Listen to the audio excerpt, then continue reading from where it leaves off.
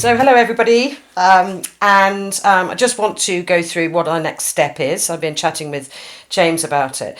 We're going to do the dark brown dye, but we're also going to add in a little bit of the black to actually capture the corners now, so we can wax in the sky, get rid of that. So I've mixed up a black and a brown, and they are very strong because we're going to dilute them on the cloth, but just to show the colour, that's the black, which is nice and dark. Next to that is the brown, which that it's been diluted, but that is a nice strong colour. Didn't see me do that. Just wiped that on my clothes, which is why I should be wearing my overalls. So you see, it's a nice dark colour. So then we're going to work with those two colours now. Put the second to last dye in.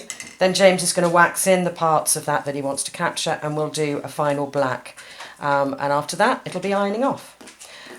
So the way we're going to start with this is to wet it down, especially the sides, because we want to merge the brown with the black in the sides. So we want to put some water here, keep the rest of it quite dry, because that will take the dye much better and it will become a much stronger colour. But when it comes to what we want to do is merge in, if I can just show a design, we definitely want to put that in right now without having to do it again. The same on this side, and probably start to put the merge from black to from brown to black, just suggesting in here and maybe over here a bit. So now I'm going to pass over to James, and he's going to dye it.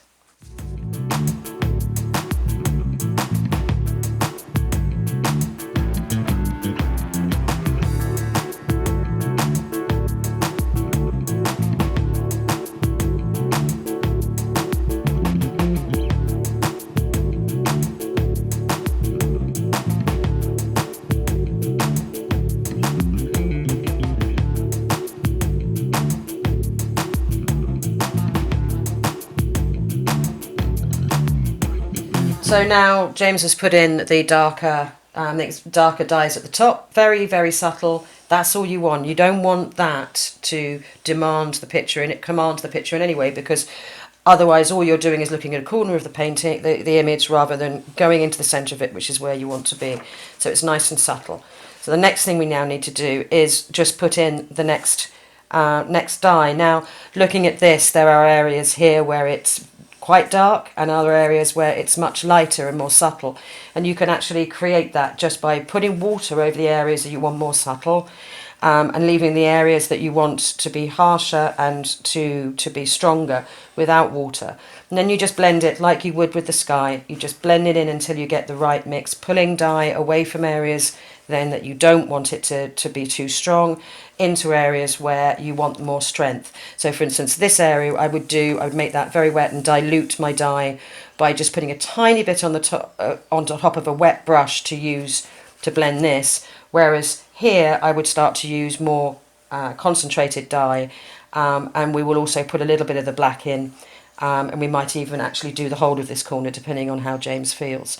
So it's now just putting the same colour on, but in different dilutions to give different effects. So for instance, here it will be much more subtle than it is here. So you want a stronger dye mix here, but that goes onto the cloth, as in adding more water, and you want a slightly less strong one here to show more subtlety. That will give variation to the image, stop making it look flat, and it'll also help to suggest distance.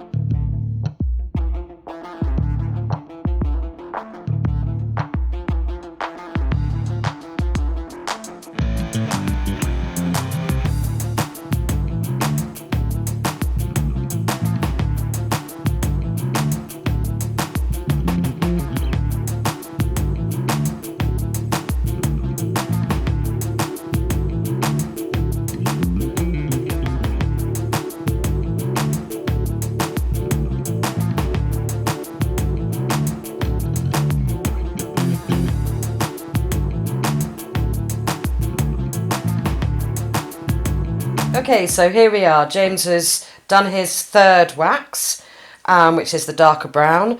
dye. Now we've waxed in the big areas at the top. That's just to stop any accidents with the black blobbing on that and killing it. So it's just a protective layer more than anything else right now.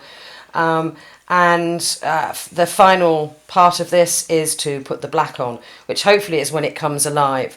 One thing I've suggested to James is that it's not you don't just wipe over the whole thing, because if you do that, then areas where you've got slight bits of wax that didn't actually protect the dye properly, it'll bleed in and it'll start to look really scrappy.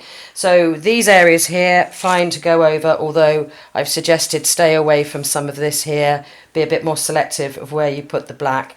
So it's still with brushwork, it's still just be mindful of where you're putting the black, because there are lots of little seams going on here. Sometimes you want to highlight them, other times it will kill the whole three-dimensionality to it. So again, you still need to make the decisions, even if it is just the final dye. But hopefully, once this is dyed, you can actually see the finished result before we iron off.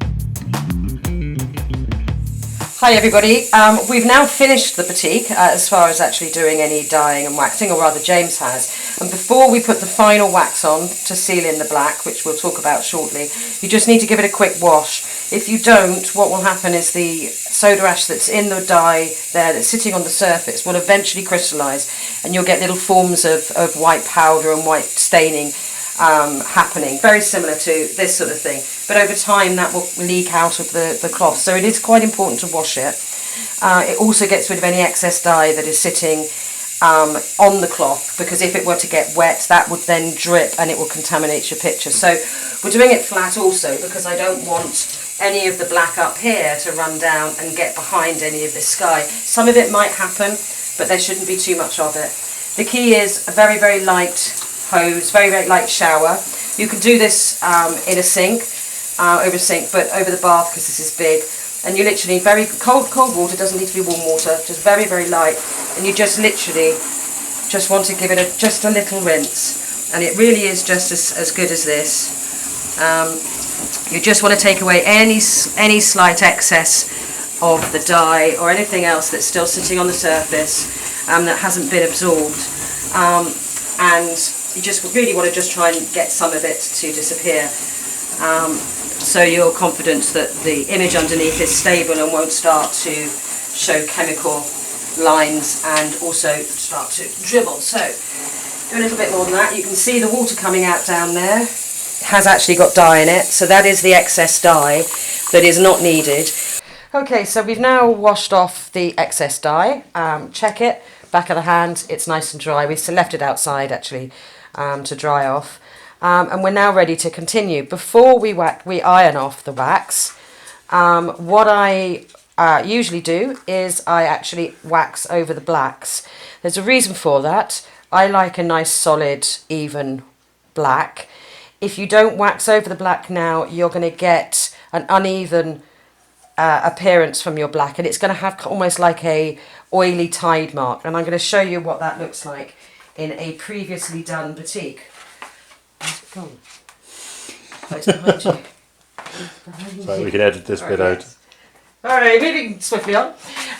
Here is a batik I did very early on, probably about 4 years ago when I first started back to batiking. You can see exactly what happens when the black or dark background doesn't get a layer of wax on it.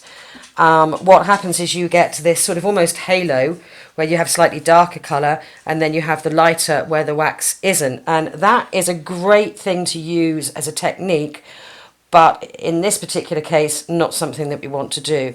So before you start ironing off, you give everything a nice fine, doesn't have to be thick, but a fine layer of wax, just so that you can get the consistency of colour in the blacks that you want.